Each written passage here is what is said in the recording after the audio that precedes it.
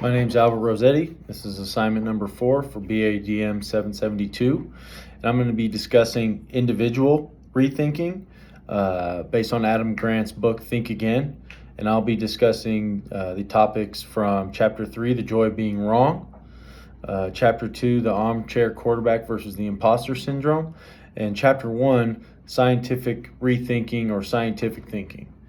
The reason I chose individual rethinking is because that topic aligns a lot with me. I'm more concerned about, being able to change my own mind or evaluate my own thinking or my own, maybe leadership abilities, kind of a correlation to extreme ownership, always looking within. If my team's failing, it's my fault as the leader. And in chapter 1, the quote, "Those who cannot change their own minds can't change anything," resonates with me 1,000%. If I am not open-minded enough or willing to have a discussion about my own personal beliefs or views or opinions, whether that's work-related or in business, I don't know how I can have the expectation of someone else to do the same.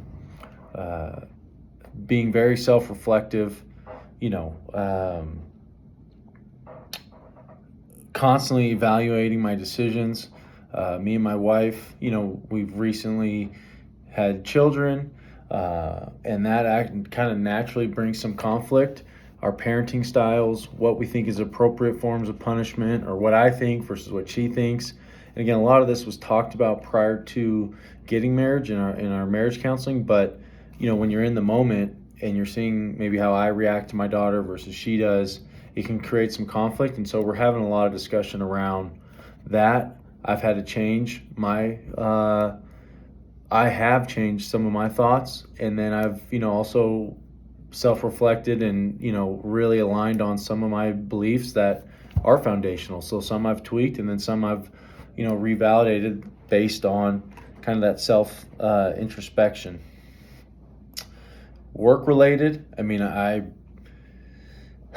I'm constantly trying to figure out, a better way of doing things, or, wanting my team to challenge my way of thinking, or, building the bike as you ride it. That's kind of the saying at ITS is, when I started, we were at 15 million. Now we're over 1 billion. And so the processes that worked at 50 million don't work at 100 million. And so we're constantly having to change, evolve the way we manage customers, the way we manage vendors. And so and again, not being hard-headed on this is how we've always done things, being open to new concepts, it's really benefited me. In chapter 2, they discuss the armchair quarterback versus the imposter syndrome. I don't have imposter syndrome. I don't think I don't deserve where I'm at.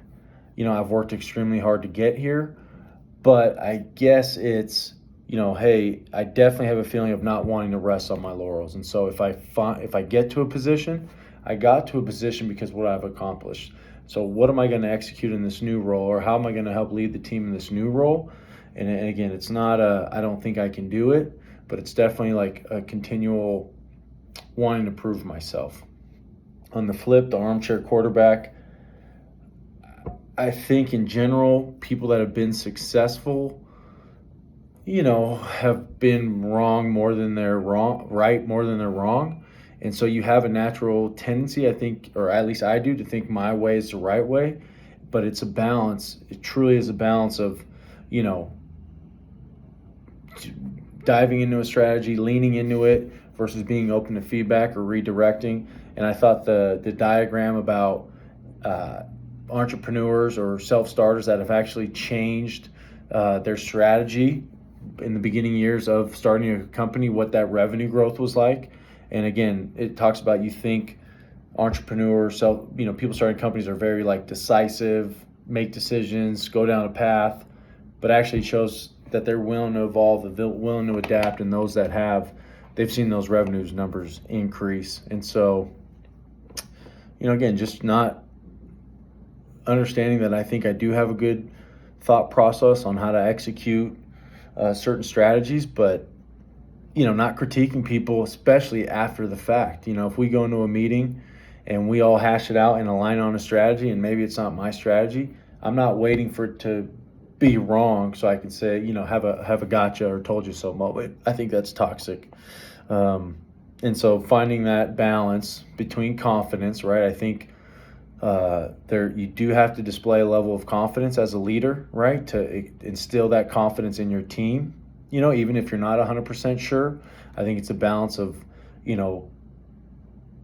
being confident, taking charge, instilling belief versus just false, confidence or false bravado. And then lastly, in chapter 3, the joy of being wrong. It's kind of funny. I don't think anybody enjoys being wrong.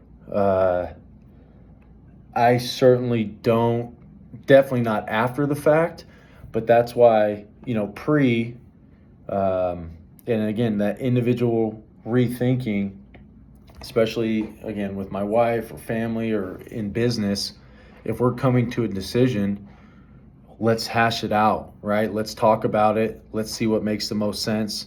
And that way, if we align on that decision and we move forward with that strategy, hopefully we're not wrong. Now, we maybe not go with my idea, but again, if we can address that and catch that prior to going down a path, all the better, right? So I don't enjoy being wrong, but I'd rather be wrong discussing it with my team, and I want my team to push back on me.